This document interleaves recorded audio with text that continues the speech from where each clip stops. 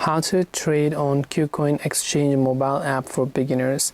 In order to trade on KuCoin Exchange mobile app for beginners, all you have to do is go ahead and first of all launch the KuCoin application, and this is the kind of interface that you will see. And over here, if you want to go ahead and then basically trade on this app if you are a beginner, so trading basically means buying and selling cryptocurrency for a certain amount of profit.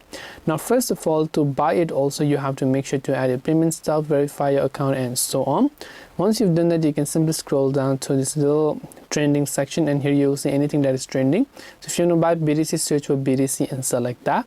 Now here you can tap on the buy option, and you can simply select the amount or the withdrawals and then tap on buy BTC as well. Once you've done that, you can come back, and next time if you also decide that you also want to sell any sort of cryptocurrencies that you own, you can also go ahead and select that and then simply choose to go to the sell option to sell if you have any sort of cryptocurrencies.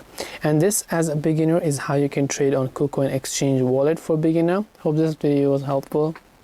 If you have any questions, feel free to leave them down below. Thank you for watching till the very end of the tutorial, and as always, see you soon in the next video.